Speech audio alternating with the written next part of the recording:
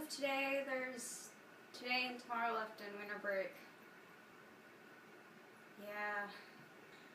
Now in Lauren's last video, she asked me who my favorite companion is.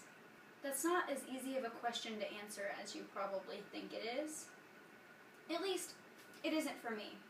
And I'm going to explain why, but first she asked me to look up how many companions there were through the Doctor Who series. So, now I should probably point out that I myself have only watched the renewal of the series. I have not watched Classic Who, nor have I watched the TV movie. So, I know I'm a horrible Who fan, but I am planning on watching them as soon as possible, which probably won't be into the summer.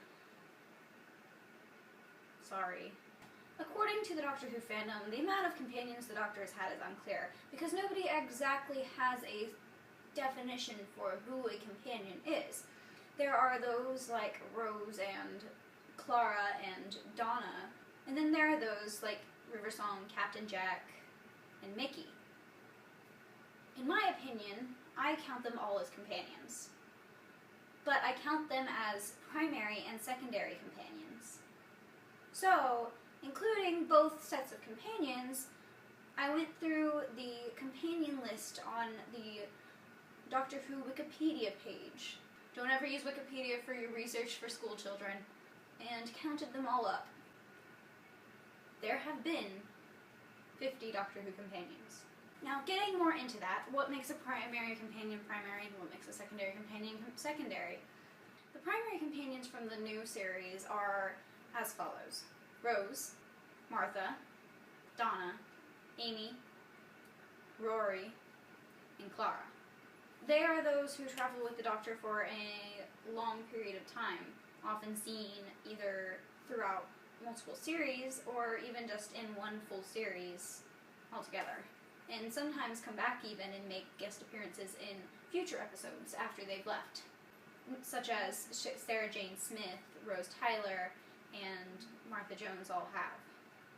Whereas a secondary companion can be either that of a recurring character, such as Captain Jack, or of a guest star kind of character, such as Adam, who appeared in Dalek and The Long Game. So, the final answer to the question that Lauren asked me. I am going to list my favorite primary companion and my favorite secondary companion. My favorite primary companion, it's a tie between Amy and Rose.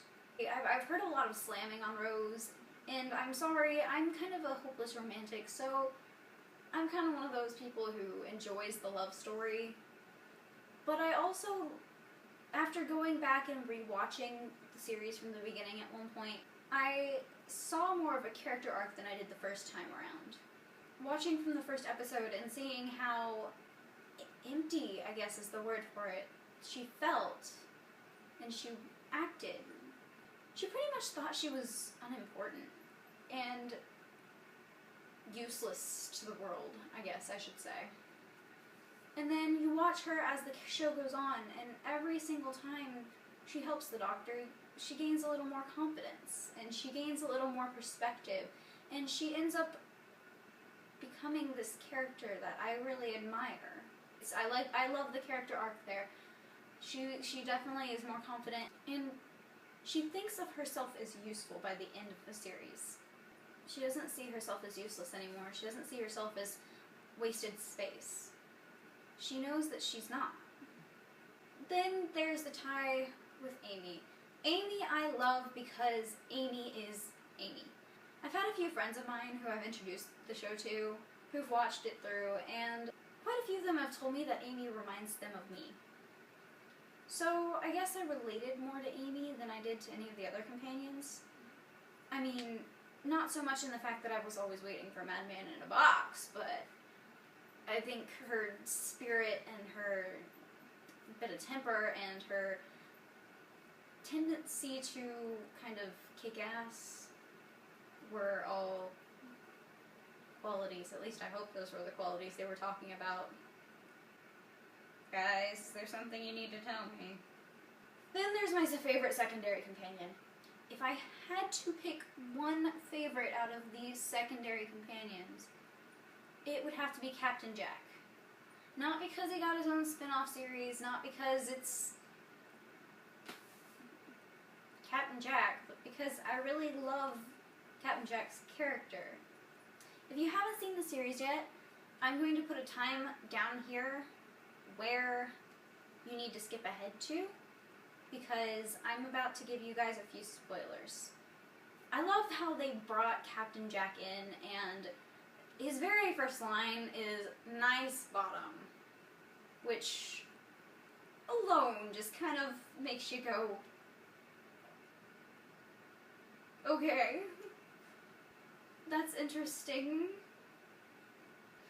And then the very last episode of Doctor Who that he appeared in, they brought another character's story, and they kind of brought it full circle and connected it to Captain Jack.